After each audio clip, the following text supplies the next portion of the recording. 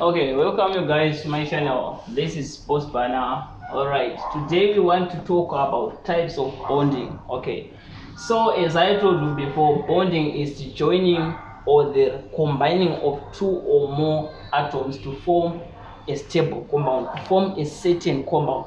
So a compound is a combination of two or more atoms, okay, to attain the noble gas state. It means for them to be stable, they need to be combined with other elements, other atoms, so that it can be stable. Okay, so bonding is just to make sure that a certain compound or a certain element becomes stable. Okay, so here we want to talk about ionic bonding, types of bonding. So today we want to talk about ionic what? Ionic bonding. Okay, so what is ionic bonding? Ionic bonding involves the bonding of a metal and a non-metal. So here a metal acts as electron donator or electron donor, then a non-metal acts as an electron acceptor. Okay, so it means for metals to be stable, to gain the noble gas configuration, they have to donate the electrons. And these non-metals, they have to accept the electrons so that they become stable. Okay, so let's move.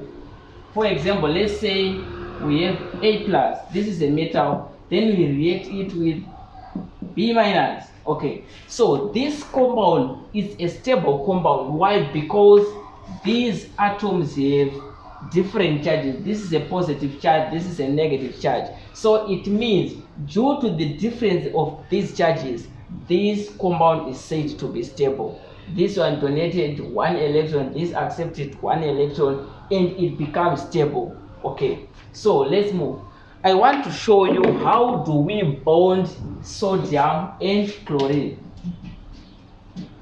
So I just want to use the outermost shells of these things. I don't want to use all the shells because it becomes complicated for us to understand. So I just want to use the outermost shell of this one.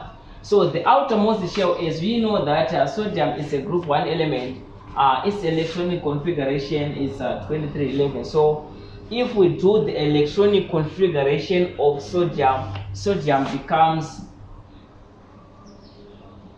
it is 1 electron in its outermost shell.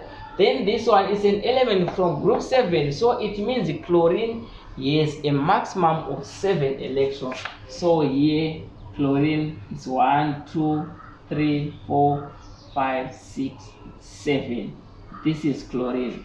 Okay, so for these atoms to be stable, it means that this sodium has a maximum of 1 electron. It means it's not stable.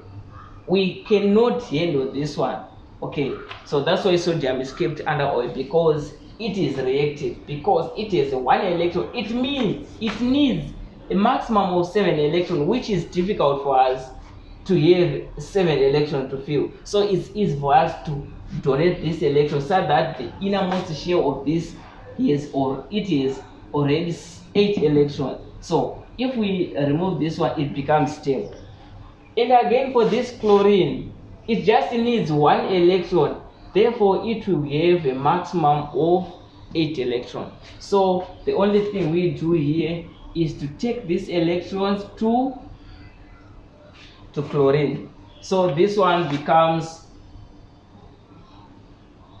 this is sodium.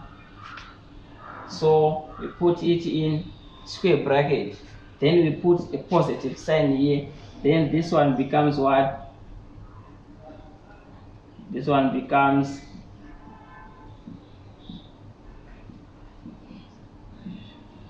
we put a negative here.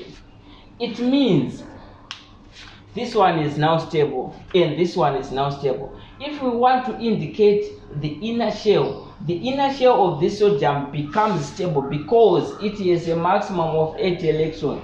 The outermost shell has no electrons now. So this is what we call ionic bonding. So our final compound will be sodium chloride. Solid. It's a solid. Okay. Thank you so much.